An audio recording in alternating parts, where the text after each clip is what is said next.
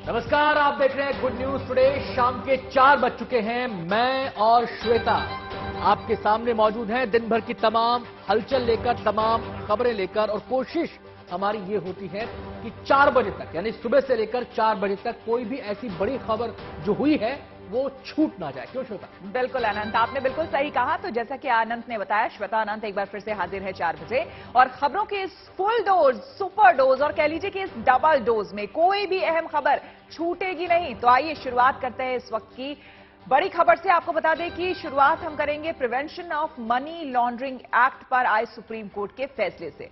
जी हां, आपको बता दें कि देश की सबसे बड़ी अदालत ने ईडी की जांच, गिरफ्तारी और संपत्ति को अटैच करने के अधिकार को बरकरार रखा है। अदालत ने यह फैसला prevention of money laundering act यानी कि पीएमएलए के विभिन्न प्रावधानों की संवैधानिकता को चुनौती देने वाली 241 याचिकाओं पर सुनवाई के दौरान कही है। सुनवाई के दौरान कोर्ट ने कहा कि मनी लॉन्ड्रिंग के तहत ईडी की गिरफ्तारी की प्रक्रिया मनमानी नहीं है। Justice A M Khanwilkar, justice Dinesh Maheshwari और जस्टिस सीटी रविकुमार की बेंच ने यह ऐतिहासिक फैसला सुनाया है। दायर की गई याचिकाओं में मांग की गई थी कि पीएमएलए के कई प्रावधान गैर संवैधानिक हैं, इसलिए ईडी को जांच के समय सीआरपीसी का पालन करना चाहिए। इस मामले में कपिल सिब्बल और अभिषेक मनु सिंघवी समेत कई वकीलों ने अपना पक्ष रखा। सुनवाई के दौरान केंद्र की ओर से सॉलिसिटर जनरल तुषार मेहता ने बेंच को बताया कि पीएमएलए के तहत 4700 मामलों की जांच की गई। अब तक केवल 313 गिरफ्तारियां हुई हैं, 388 केस में तलाशी ली गई है। आपको बता दें कि पीएमएलए में जो संशोधन किए गए थे उनकी संवैधानिकता पर भी सवाल उठाए गए। यह भी कहा गया कि ये जो संशोधन किए गए ये विधायी विधेयक के तहत की गए, जो कि गैर संवैधानिक है। लेकिन इस पहलू को जांचने के लिए सुप्रीम कोर्ट ने कहा है कि इस मामले की सुनवाई 7 जजों की बड़ी पीठ करेगी। बिल्कुल, आपको बता दें कि इस पूरे मामले को लेकर वकील शरद पाठक क्या कुछ कह रहे हैं, जरा ये सुन लेते हैं। ईडी को जो अधिकार दिया गया है, अगर कोई व्यक्ति दुरुपयोग करता है तो उसका व्यक्तिगत दुरुपयोग है। संस्था किसी को कानून का दुरुपयोग करने का इजाजत नहीं देती। और ईडी जो पीएमएलए को प्रोटेक्ट करती है, उसका मेन काम है देश में मनी को रेगुलेट करना। जो लोगों के पास पैसा आ रहा है वो प्रॉपर चैनल से आ रहा है या नहीं आ रहा है। जो उन्होंने संपत्ति खरीदी है वो अपने जानकार स्रोतों के पैसे से खरीदी है या नहीं खरीदी है। अगर नहीं खरीदी है, गलत जो प्रॉपर्टी खरीदी है उसका स्रोत नहीं बता पा रहे हैं, तो प्रॉपर्टी इलीगल प्रोसीड मानी जाएगी और उसको ईडी को अटैच करने का प्रॉपर रहेगा। नेशनल हेराल्ड केस में कांग्रेस की अंतरिम अध्यक्ष सोनिया गांधी से ईडी ने आज तीसरी बार पूछताछ की। इससे एक दिन पहले भी कांग्रेस अध्यक्ष ने करीब 6 घंटे तक ईडी के सवालों का जवाब दिया था, जिसके विरोध में कांग्रेस कार्यकर्ताओं ने देश भर में प्रदर्शन किया।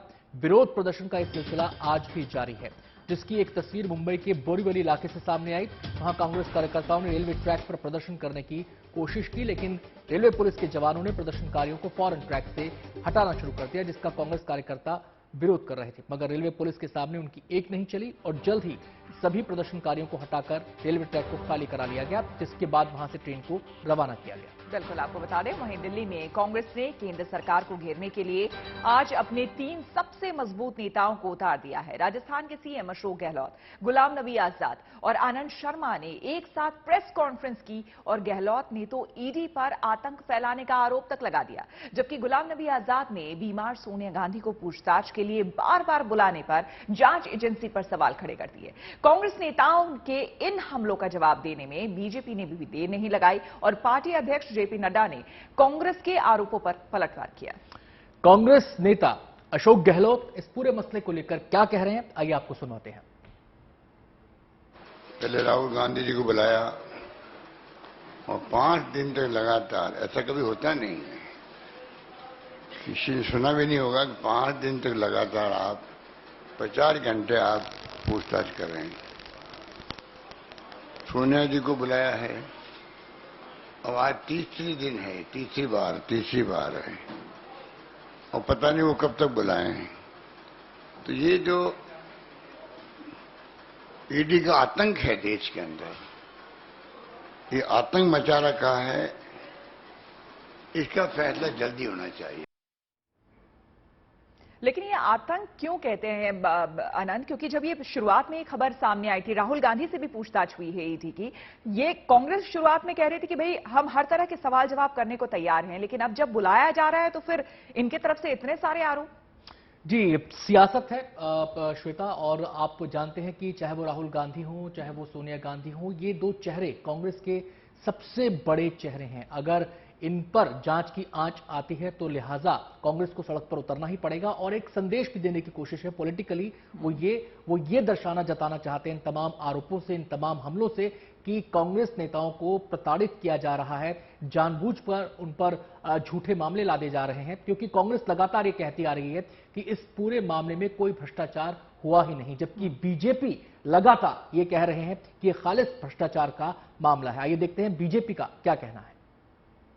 असत्य के लिए आग्रह है, और सच बात तो यह है कि सत्य को ग्रहण लगाने की कोशिश है।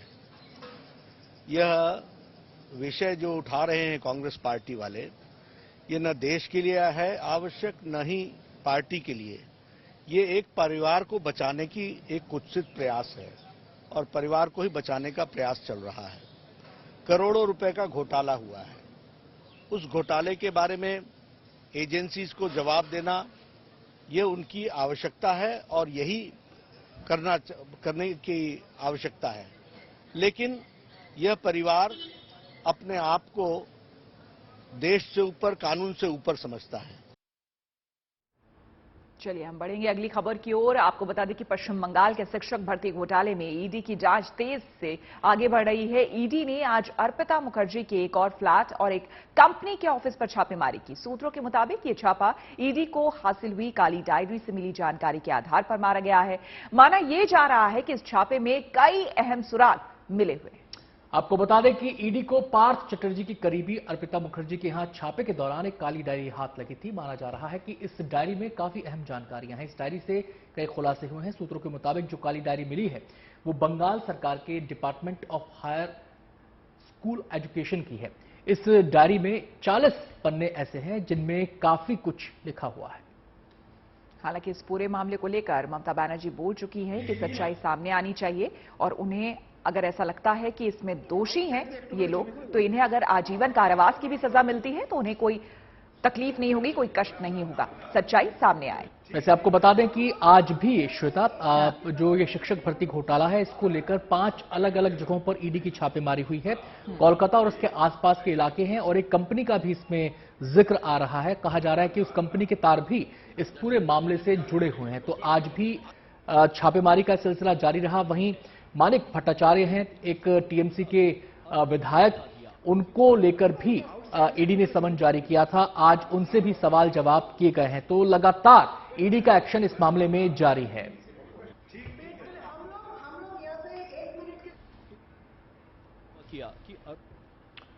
और खबरों के सफर में अब बात आजादी के अमृत महोत्सव की। 15 अगस्त की तारीख जैसे जैसे नजदीक आ रही है, वैसे वैसे देश में आजादी के अमृत महोत्सव के तहत कई तरह के कार्यक्रमों का आयोजन तेज हो गया है। इसी कड़ी में रेलवे की ओर से भी कई कार्यक्रम देश भर में आयोजित किए जा रहे हैं। यूपी के चंदौली में आरपीएफ के बैंड दस्ते ने देशभक्ति गीतों को बजाया, जिसे सुनकर कार्यक्रम में मौजूद लोग उत्साह से भर गए।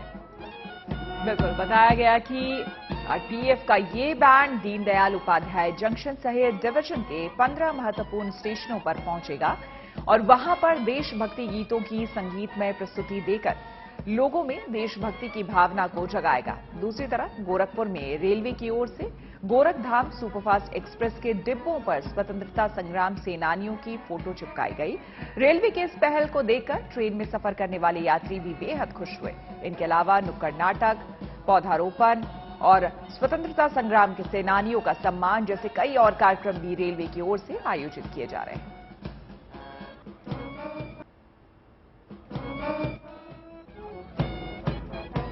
हम लोग प्लांटेशन कर रहे हैं, जल सहयोग हम लोग कर रहे हैं और साथ ही पैसेंजर अवेयरनेस प्रोग्राम हम लोगों ने किया है। नुक्कड़ नाटक के माध्यम से भी हम लोगों ने जन जागरण स्थापित किया है और अभी जैसा आप देख रहे हैं कि जो आरपीएफ की रेलवे सुरक्षा बल का जो हमारा बैंड है, और इसके साथ ही एक एलईडी डिस्प्ले जो कि गांव-गांव और शहर-शहर में जाके आरपीएफ के अच्छे कार्यों को बता रहा है। बैंड के द्वारा एक पैट्रियोटिक धुन बजाई जा रही है, जिसमें एक देशभक्ति की भावना लोगों के अंदर काफी अच्छे से आ रही है और सब इसको बहुत एंजॉय कर रहे हैं। एक बहुत अच्छी पहल है ये। स्वतंत्रता संग्राम सेनानियों के लिए लोग जानने के लिए उत्सुक रहते हैं और जानने के लिए ये व्यवस्था की गई है, जिससे लोगों के बारे में जाने कि हमारे स्वतंत्रता संग्राम सेनानी कौन थे, कैसे थे। वहीं आपको बता दें कि देश भर में मनाए जा रहे आजादी के अमृत महोत्सव कार्यक्रम के तहत हर घर तिरंगा अभियान भी 13 से 15 अगस्त तक मनाया जाएगा। लोगों को इस कार्यक्रम के प्रति प्रेरित करने के लिए लद्दाख में आईटीबीपी के जवानों ने 12,000 फीट की ऊंचाई पर तिरंगा फहराया। साथ ही जोश से भरे जवानों ने भारत माता की जय के नारे भी लगाए। इन जवानों ने सभी देशवासियों से अपील की है कि 13 से 15 अगस्त के बीच सभी लोग अपने अपने घरों में तिरंगा फहराएं।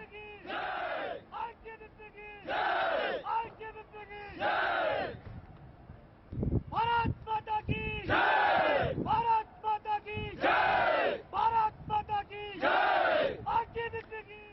तो आईटीबीपी के जवानों का उत्साह, जोश और जज्बा देखते ही बनता है और ये कोई पहला मौका नहीं है जब इस तरीके की तस्वीरें सामने आई हैं। आपको याद होगा श्वेता, जब योग दिवस आने वाला था तो अलग अलग हिमालय की चोटियों पर हमने देखा था देश की सरहदों पर तैनात हमारे जवान कैसे ऊंची ऊंची पहाड़ियों पर गए थे और वहां पर योगाभ्यास किया था। उसका सीधा सा संदेश ये था, क्योंकि योग भारत से पूरी दुनिया में फैला है, तो भारत की एक छवि पूरी दुनिया में निर्मित हो, उसका निर्माण हो, तो उसके लिए आईटीबीपी के जवानों ने वो पूरा का पूरा दृश्य आज भी कुछ इसी तमाम तरह से तस्वीरें बिल्कुल, और कुछ इसी तरह से तिरंगा भी लहराया जा रहा था जो कि सबसे खूबसूरत था। अनंत, और अब बात मानसून की कर लेते हैं। मध्य प्रदेश और राजस्थान में अभी भारी बारिश का दौर थमा भी नहीं है कि मौसम विभाग ने येलो अलर्ट जारी कर दिया है। मौसम विभाग के मुताबिक मध्य प्रदेश के शहडोल, बैतूल, विदिशा, सीहोर, मंडला, बालाघाट और सिवनी जिलों में भारी बारिश की संभावना है, लिहाजा वहां पर प्रशासन को अलर्ट कर दिया गया है।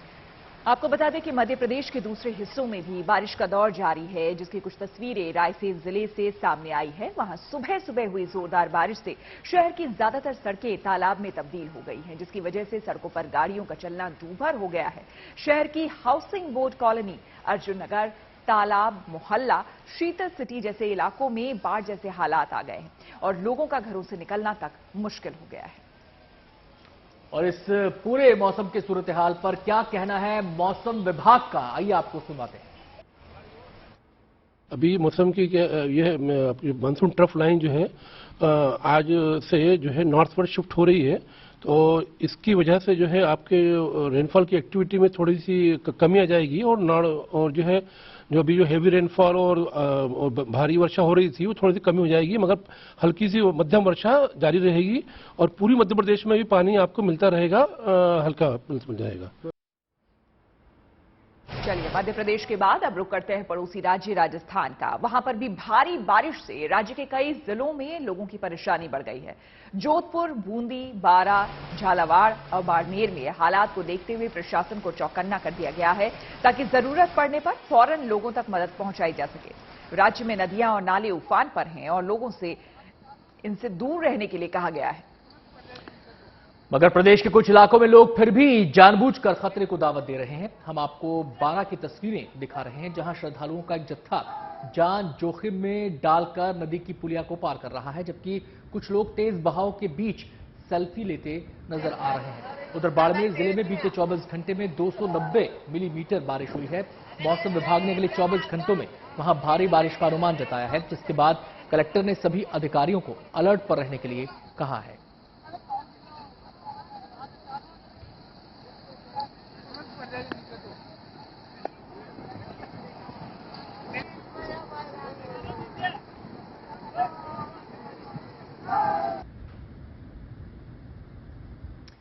और हिंदुस्तान के बाद अब आपको लिए चलते हैं अमेरिका, जहां मिसौरी में मूसलाधार बरसात ने 107 साल का रिकॉर्ड तोड़ दिया है। मिसौरी प्रांत के अलग अलग इलाकों से जोरदार बारिश की तस्वीरें आई हैं। हम आपको दिखा रहे हैं 3 तस्वीरें। एक तरफ सेंट लुई इलाके में बारिश के बाद सड़कों पर पानी भर गया है और बारिश के बाद सड़कों पर जो हालात होते हैं तकरीबन दिल्ली जैसे ही आला हालात वहां देखने को मिले हैं। तो दूसरी तरफ हेजलवुड में पार्किंग में खड़ी गाड़ियां पानी में डूब गई हैं। मिसौरी के सेंट लुई वेदर सर्विस के मुताबिक इलाके में 5 घंटे में 20.4 सेंटीमीटर यानी 8 इंच से ज्यादा बरसात हुई है, जो अगस्त 1915 के बाद से सबसे ज्यादा है। आपको बता दें कि 107 साल पहले यहां 17.3 सेंटीमीटर यानी कि 6.85 इंच बारिश हुई थी। इलाके में अचानक बाढ़ की चेतावनी के बाद मौसम विभाग ने इसे जारी किया। सेंट लुई फायर डिपार्टमेंट ने जगह जगह बारिश की वीडियोग्राफी की है और लोगों को आगाह किया है कि वो सावधान रहे। सड़कों पर पानी के चलते 20 से ज्यादा इलाकों में आवाजाही रोक दी गई है। 4 स्टेट हाईवे पर भी आवाजाही बंद हो गई है। इलाके के लोगों को सुरक्षित जगहों पर रहने की सलाह दी गई है।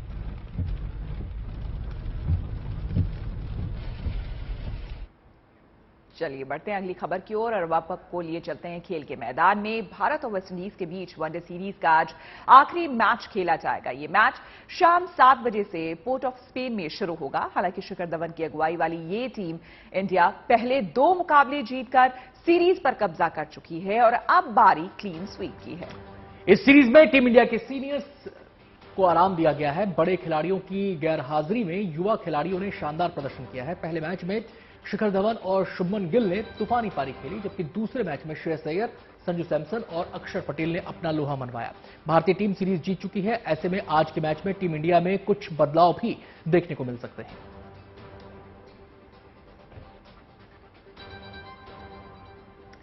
और अब बात बॉक्सिंग के गुर सीख रही बेटियों की कर लेते हैं। हरियाणा के करनाल जिले के कर्ण स्टेडियम में आसपास के गांव से कई बेटियां बॉक्सिंग सीखने के लिए जी जान से जुटी हैं। इनमें कई बच्चियां बॉक्सिंग सीखने के लिए रोजाना 5 से 10 किलोमीटर का सफर भी तय करती हैं। आपको बता दें कि स्टेडियम में प्रैक्टिस करने वाली करीब 40 लड़कियों ने बताया कि वो एमसी मैरीकॉम और लवलीना बोरगोहेन को अपना आदर्श मानती हैं और बड़े होकर वो भी देश के लिए मेडल जीतना चाहती हैं। खेल के प्रति बच्चियों का ये जोश और जुनून बना रहे, इसके लिए उनके कोच भी बच्चियों को सिखाने में कोई कोर कसर नहीं छोड़ रहे हैं। ये सभी लड़कियां रोजाना करीब 4 से 5 घंटे प्रैक्टिस करती हैं और फिर स्कूल जाती हैं।